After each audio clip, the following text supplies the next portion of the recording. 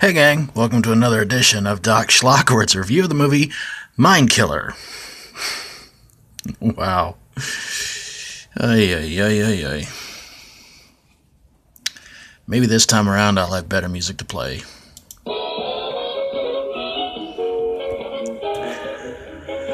Spoke too soon. It's a story of a lonely librarian named Warren who can't seem to get a date. In fact, this poor guy couldn't attract women if he was covered in $100 bills. Poor guy couldn't attract flies if he was covered in feces. God, those were terrible jokes. Why did I write those? Those were terrible. Ugh. Wow. But when it comes to finding a date, his buddy Larry has no problem with it, because Larry's a lady killer. Not literally, but, you know. So Warren finds this book on mind control, and he uses it to try and pick up women. And that's when a woman named Sandy enters the library to work with them, and he tries his mind powers to win over Sandy. The only side effect of this is that Warren starts losing his hair, and everything about him goes completely haywire.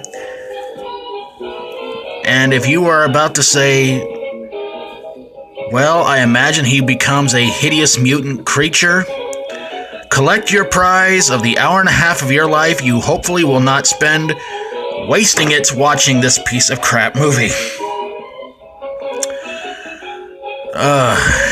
Good lord.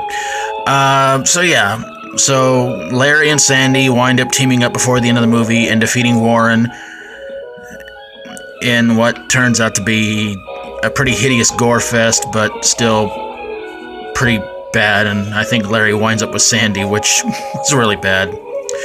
But the movie does start off with what seems to be a guy in a basement, and what I think was his mom going to check on him, and you didn't see much of him, but yeah, the book is found, Warren checks it out, and that's when everything goes badly haywire for poor Warren. So there it is, Mind Killer. You know, I honestly was not really quite sure I could see anything that was on par or possibly worse than the movie Evil Spawn, but this movie is right on course with it. It is bad. It's some bad acting. The gore effects were... Honestly, I could probably see 6th graders do a better job on gore effects and makeup effects in this movie. This movie should be put on DVD along with Evil Spawn, and I'd like to see anybody try and buy it. Nobody in this movie. I don't think there's anybody in this movie you might know. But yeah, the acting's so-so. The goring is really horrible. Just really, really, really bad stuff. God, this movie was bad. I mean, I'm still getting requests for bad horror movies to review, but wowzers. This one was really, really bad. You know what? In fact, I think, honestly, I would rather put my hand inside of a meat grinder and keep it going all the way up to the elbow than watch this movie ever again. That's how bad it was. Oh my goodness, it's a sci-fi nightmare. Mind Killer. Warren's head is killing him. Well, to tell you the truth, my head was seriously pounding after watching this. That's only because I got out a cookie sheet and smacked myself repeatedly in the head for watching this, just to punish myself.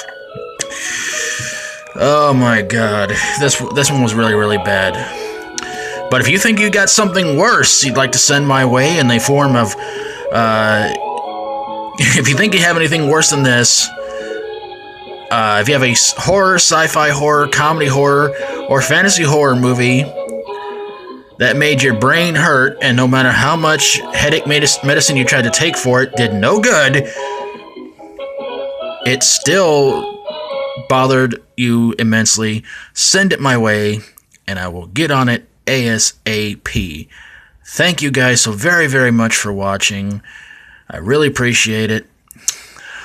Man, I hope I saved you guys from watching this movie. So until next time, for Doc Schlock, as always, stay strong and rock on.